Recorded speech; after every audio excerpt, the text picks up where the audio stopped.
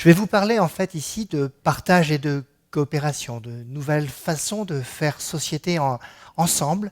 Et je le fais dans une Bretagne qui est une terre de coopération. La Bretagne est riche effectivement d'une tradition de la coopération des marins-pêcheurs, de l'agriculture, des ouvriers. Mais aujourd'hui, il ne s'agit pas simplement de coopérer, il s'agit aussi de développer des pratiques collaboratives. C'est un peu ça que je vais essayer de vous expliquer dans un monde qui est difficile, dans ce monde d'aujourd'hui dont les principes organisateurs vacillent.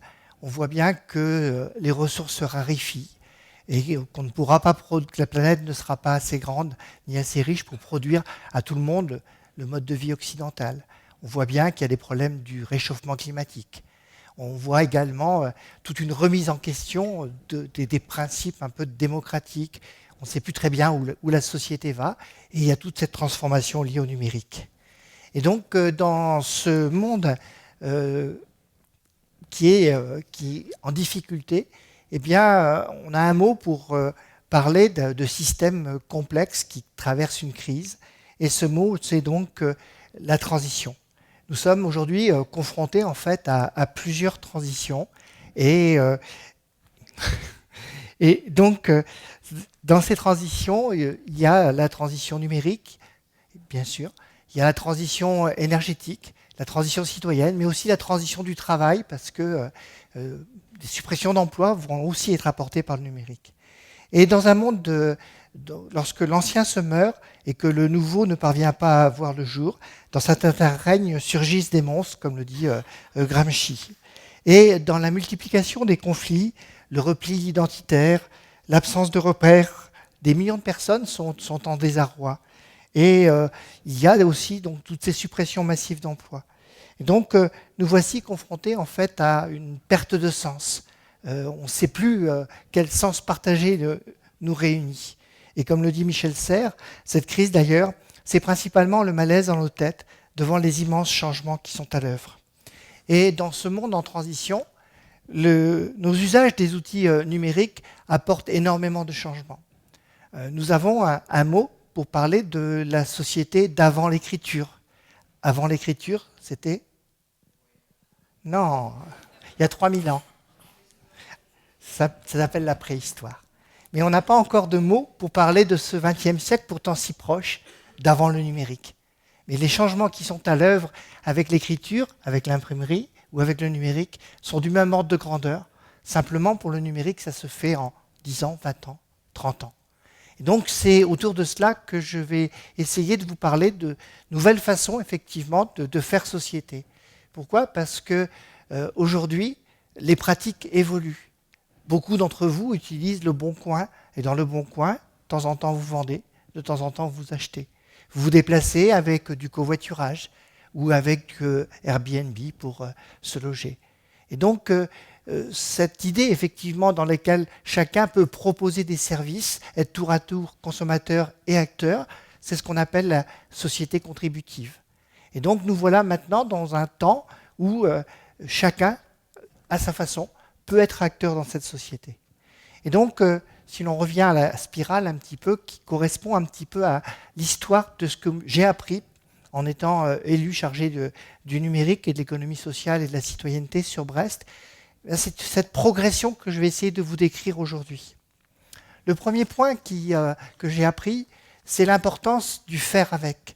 C'est-à-dire qu'on ne peut pas, dans ce système de transition, décider les choses d'en haut. On ne devrait pas faire des grandes réformes qui s'appliquent à tout le monde d'un coup. Et pour favoriser l'accès aux outils du numérique, quand je suis arrivé sur ma délégation d'élus, j'ai essayé de mettre des points d'accès public à Internet, que par dérision un petit peu, pour s'amuser, on a appelé des papis. Et ces papis que l'on a mis en place, eh bien, on les a mis au rythme des gens. Et aujourd'hui, il y en a 108 dans la ville, avec une très grande variété de lieux.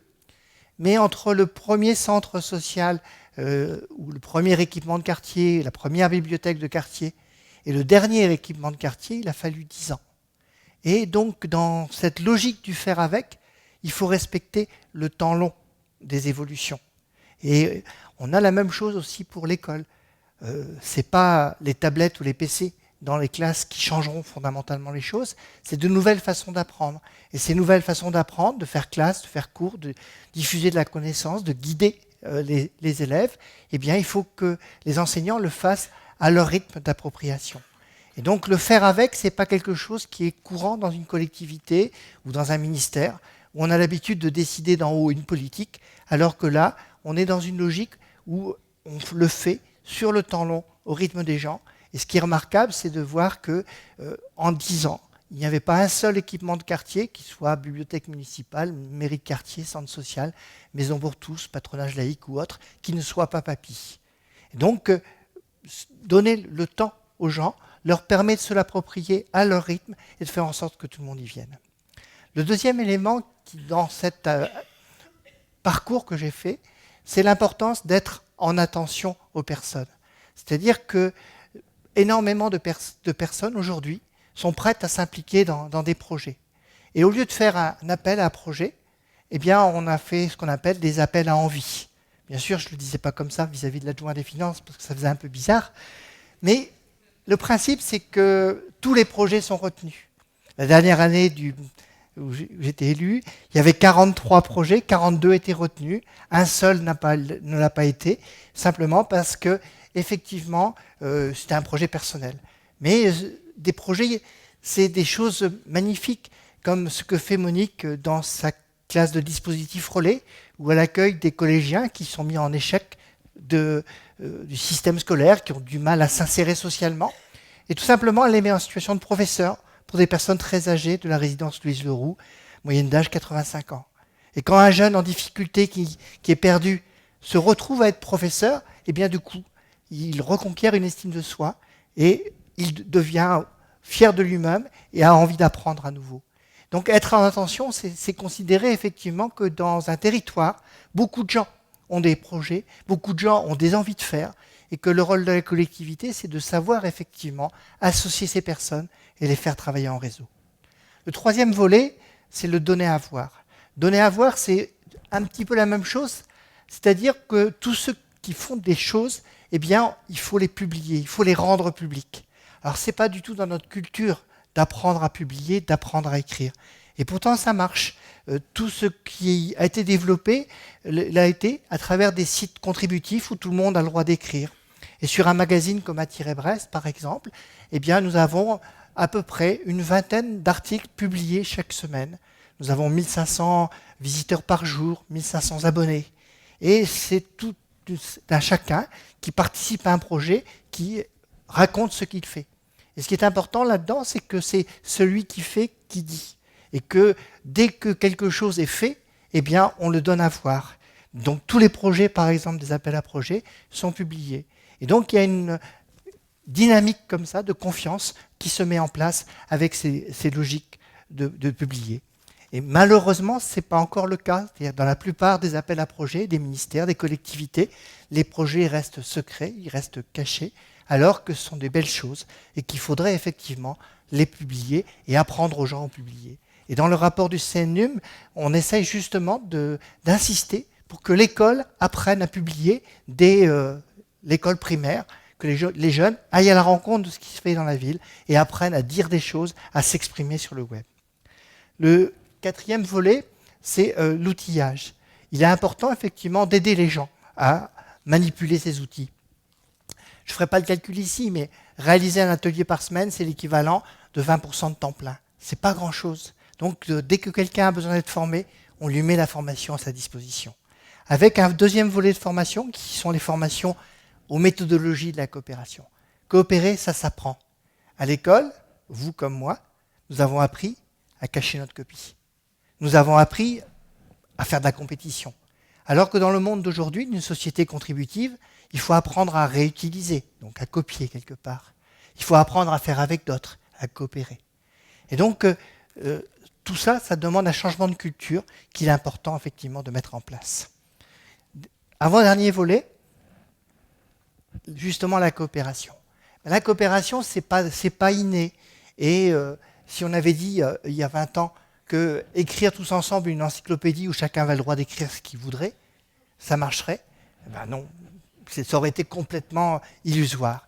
Et bien sur Brest, on a essayé de faire un équivalent de Wikipédia qui s'appelle Wikibrest. C'est simplement un espace où chacun peut raconter des histoires sur son vécu, sur le patrimoine, des recettes de cuisine. Et par exemple, aujourd'hui, donc sur Wikibrest, chacun des journaux de quartier a un portail où tous les journaux sont mis en place. Et donc on apprend effectivement à monter ensemble des projets à travers la coopération.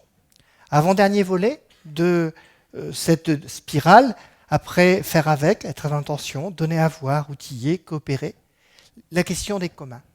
Qu'est-ce que c'est qu'un commun?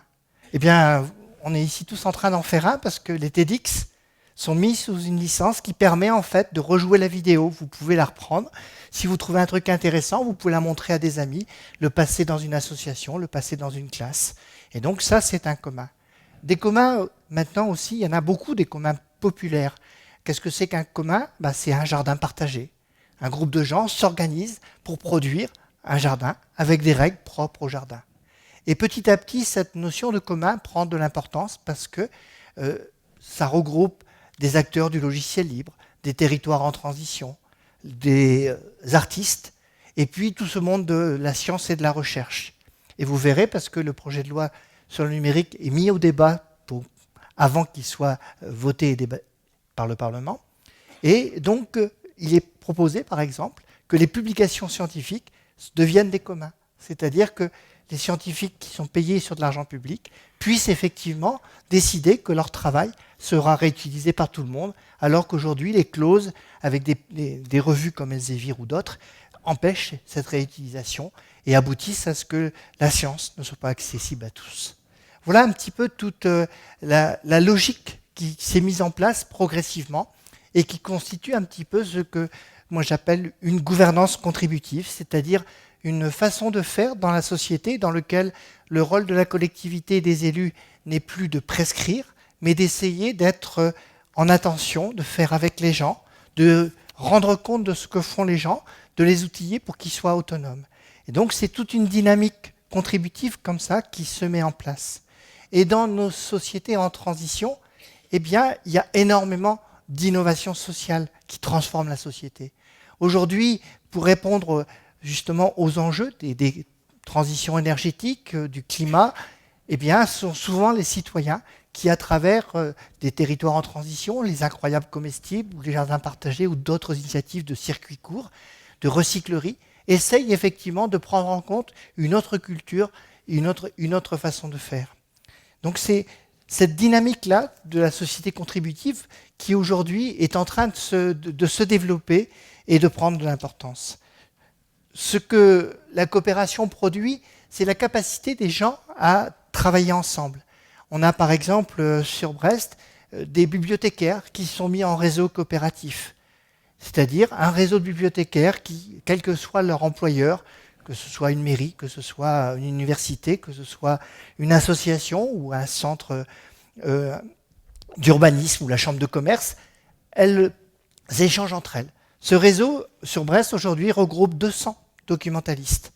Résultat, au lieu d'aller se former à Rennes ou Paris, sur les 200, il y a toujours une d'entre elles, je dis une parce que majoritairement très féminin, qui sait montrer un petit peu tel outil ou qui montrera son innovation et qui fait que l'ensemble des personnes des bibliothèques avancent beaucoup plus rapidement ensemble, évoluent avec leur travail et développent des innovations sociales. Donc on a toute une transformation de la société qui se met en place grâce effectivement à cette dynamique du travail en réseau. Là, je suis en train d'essayer un réseau prof à Brest également, des professeurs qui sont aussi dans cette logique d'innovation pour une école créative et ouverte. Ce changement n'est pas simple parce que, encore une fois, quand vous regardez le fonctionnement des services publics, des grandes entreprises, mais aussi de certaines associations, on est encore dans un fonctionnement qui est hiérarchique et cloisonné. Alors que là, on va pousser effectivement à ce que les gens développent des choses. C'est ce qu'on appelle aussi tout le travail sur le pouvoir d'agir, ou en anglais l'empowerment, ou en québécois l'encapacitation. C'est-à-dire considérer que les personnes sont porteurs d'innovation sociale.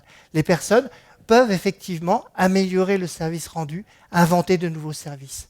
Et je rêve, par exemple, d'avoir des espaces de coworking pour les profs. Aujourd'hui, où est-ce que les profs de lycée et de collège peuvent travailler ensemble? Sûrement pas dans la salle des classes où on prend le café. Donc pourquoi il n'y aurait pas de lieu de coworking comme il existe ici à Saint-Brieuc pour des entrepreneurs du web ou autres? Pourquoi il n'y aurait pas d'espace de coworking pour les employés de la collectivité, pour qu'eux aussi ils expérimentent, inventent de nouveaux services, parce qu'en se rencontrant en plusieurs, on a des idées, on s'enrichit les uns les autres. Donc c'est un petit peu toute cette dynamique un peu de la coopération que je voulais un petit peu mettre en avant ici.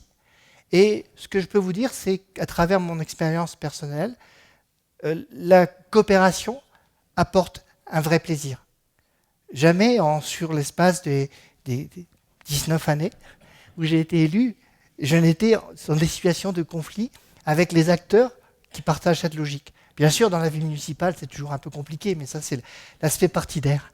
Mais par contre, quand on est dans une logique d'attention, de coopération, eh bien, les personnes le voient très vite. Et à partir de là, donc, on peut développer énormément d'initiatives. La difficulté aujourd'hui, c'est que si vous recherchez, prendre l'exemple de l'innovation sociale, dans les délégations dont j'avais la responsabilité, sur l'économie sociale, la démocratie locale, et la citoyenneté, le numérique, j'ai collecté les innovations. Ça faisait 60 innovations qu'on a publiées dans un magazine qui s'appelle Bretagne Créative. Et puis, si vous faites le calcul, si on va maintenant, non pas sur ces champs de délégation, mais qu'on rajoute la jeunesse, les sports, et toutes les questions qui sont traitées dans une ville, on n'en aura pas 60, mais on en aura peut-être 200, 300, 400. Et si on passe à l'échelle de la Bretagne, il faut multiplier par 20. C'est-à-dire qu'on en aura entre 5 et 10 000. Où est-ce qu'en Bretagne, on peut voir ces centaines d'innovations? Autre exemple, j'ai essayé aussi dans mon travail d'appliquer ces mêmes logiques et on a collecté les innovations pédagogiques, les initiatives des enseignants. Sur 150 enseignants, on en a vu 40 que l'on a publiés sur un site qui s'appelle Innovation pédagogique. Donc 40 pour 150, une personne sur 4. En Bretagne, dans le supérieur, il doit y avoir à peu près 4 000 ou 5 000 enseignants du supérieur. Donc on devrait avoir 1 millier d'innovations. Donc on les a pas. Donc aujourd'hui, c'est un peu ce plaidoyer que je voulais faire ici, c'est-à-dire essayer la coopération. Vous verrez, c'est un vrai plaisir. Et une fois qu'on a fait une expérience irréversible de coopération, on ne revient pas en arrière. Et publier, parce qu'effectivement, comme ça, d'autres réutiliseront ce que vous faites. Merci.